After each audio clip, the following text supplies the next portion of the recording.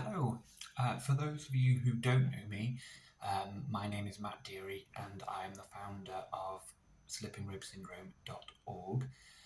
This video is in response to a video that was posted very recently on Facebook Live entitled "What is Slipping Rib Syndrome?"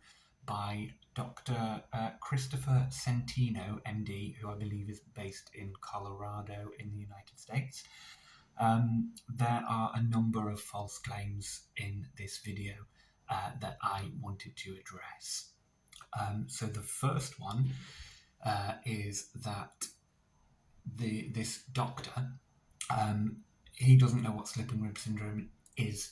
Quite frankly, it is dangerous for a doctor, of all people, to be posting misinformation about a syndrome. He clearly haven't read any publications.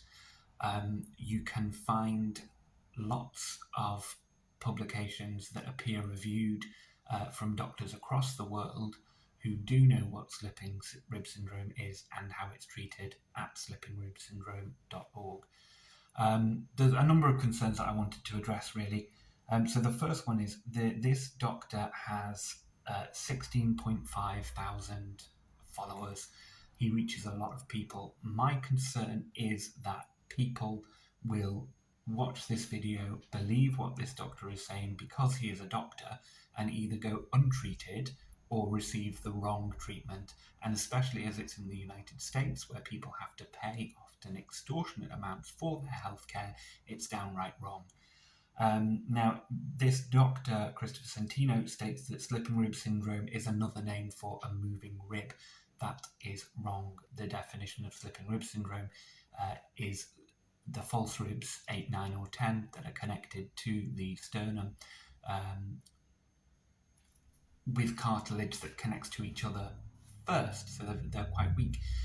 The cartilage breaks, and that cartilage allows the break allows the rib to move under, or in some cases over, the rib above, impacting on the intercostal nerve. It's called a syndrome because a syndrome, by definition, has lots of different symptoms.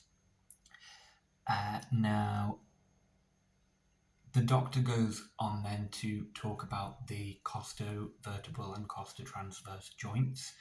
And what he's actually referring to is rib head syndrome, which is also known as subluxation at the costotransverse joint. You can also find publications, again peer-reviewed by doctors around the world, on rib head syndrome, which is a completely different syndrome in another part of the body, at slippingribsyndrome.org. Now, the thing that concerned me the most about Dr. Centeno's ramblings is that he said it's almost impossible for rib cartilage to fracture, and if it did, it would show up on MRI. Now, the very definition of slipping rib syndrome is fractured or broken rib cartilage. Slipping rib syndrome cannot happen without fractured or broken cartilage.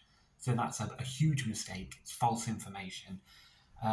He also goes on to say that he recommends chiropractic manipulation. I have spoken to many slipping rib syndrome sufferers, and I am one myself. And it's the worst thing that you can do. If you have broken cartilage, there is nothing that you can do to secure the rib back other than surgery, which is often very successful.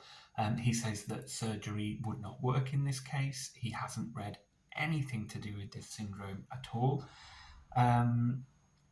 He even admits at one point in the video that he had a quick look on Google, which is not really acceptable if you are a doctor and you are posting information to 16.4 thousand people, because those 16.4 thousand people trust you as a doctor to give them the right information. He also said that if a rib cartilage did fracture, it would be clearly visible on MRI. This is again wrong. Slip and rib syndrome does not show up on MRI. It does not show up on X-ray because the cartilage isn't viewable on X-ray. You can use CT scan. However, it has to be converted to 3D so that you can see the costal cartilage. The best scan is dynamic ultrasound, which is an ultrasound where the patient is moving and it clearly shows the rib, the affected rib, moving under or over the rib above. This doctor is an absolute quack. I have looked into some more of his history and I found that he was investigated by the FDA, the Food and Drug Administration, for making false claims. I've also seen letters which are publicly available. You just have to Google his name, from the court of the District of Columbia. Now, I don't know very much about American law, but it looks pretty serious to me. So please be careful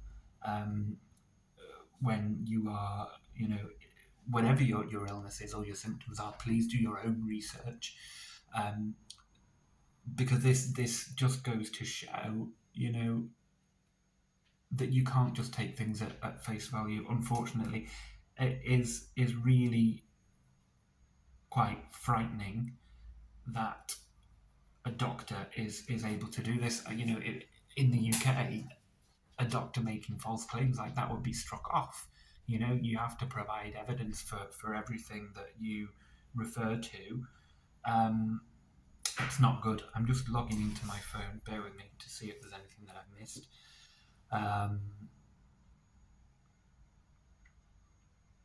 So I'm posting this because I don't want patients who have these symptoms to see this, watch this, and then either pay an extortionate amount of money to see a man that is a quack who doesn't know what he's talking about, or get the wrong treatment or no treatment. The other concern that I have is, I know from the analytics at slipandribsyndrome.org, the website is increasingly being used across the world by doctors, because doctors are, they're researching this syndrome. My other concern is a doctor may look up slip and rib syndrome, be directed to this Christopher Centeno and get completely the wrong definition, and then either not diagnose or misdiagnose their patient, and that patient goes without treatment or gets the wrong treatment, which is morally wrong. And that is why I'm posting this video. Thank you.